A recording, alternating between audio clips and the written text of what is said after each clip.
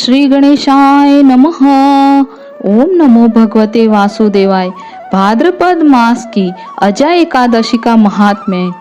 युधिष्ठिर ने पूछा, जनार्दन, अब मैं यह सुनना चाहता हूँ कि भाद्रपद मास के कृष्ण पक्ष में कौन सी एकादशी होती है, कृपया बताइए। भगवान श्री कृष्ण बोले, राजन, एकचित होकर सुनो। भाद्रपद मास के कृष्ण पक्ष की एकादशी का नाम अजा है। वह सब पापों का नाश करने वाली बताई गई है। जो भगवान ऋषिकेश का पूजन करके इसका व्रत करता है, उसके सारे पाप नष्ट हो जाते हैं। पूर्व काल में हरिश्चंद्र नामक एक विख्यात चक्रवर्ती राजा हो गए, जो समस्त भूमंडल के स्वामी और सत्य प्रतिज्ञ थे। एक समय किसी कर्म का फल भोग प्राप्त होने पर उन्हें राज्य से भ्रष्ट होना पड़ा। राजा ने अपनी पत्नी और पुत्र को बेचा, फिर अपने को भी बेच दिया। पुण्यात्मा होते हुए भी उन्हें चांडाल की दास्ता करनी पड़ी। वे मुर्दों का कफन लिया करते थे। इतने पर भी नृप श्रेष्ठ हरिश्चंद्र सत्य से विचलित नहीं हुए।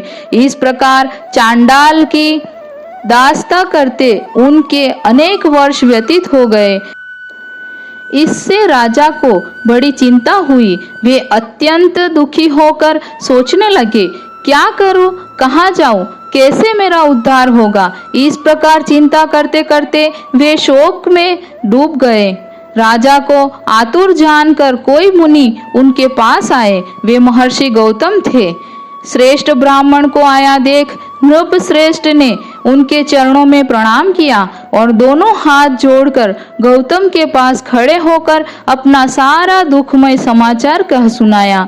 राजा की बात सुनकर गौतम ने कहा, राजन, भादो के कृष्ण पक्ष में अत्यंत कल्याणमयी अजा नाम की एकादशी आ रही है, जो पुण्य प्रदान करने वाली है। इसका व्रत करो, इससे पाप का अंत होगा। तुम्हारे भाग्य से आज के 7वें दिन एकादशी है।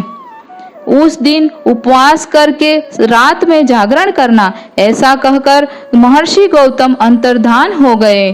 मुनि की बात सुनकर राजा हरिश्चंद्र ने उस उत्तम व्रत का अनुष्ठान किया। उस व्रत के प्रभाव से राजा सारे दुखों से पार हो गए।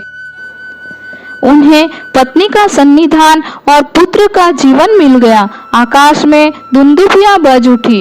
देवलोक से फूलों की वर्षा होने लगी। एकादशी के प्रभाव से राजा ने अकंटक राज्य प्राप्त किया और अंत में वे पूर्वजन तथा परिजनों के साथ स्वर्ग लोक को प्राप्त हो गए। राजा युधिष्ठिर, जो मनुष्य ऐसा व्रत करते हैं वे सब पापों से मुक्त हो स्वर्ग लोक में जाते हैं। इसके पढ़ने और सुनने से अश्वमेघ यज्ञ का फल मिलता है। एकादशी मात की जय। ओम नमो भगवते वासुदेवाय।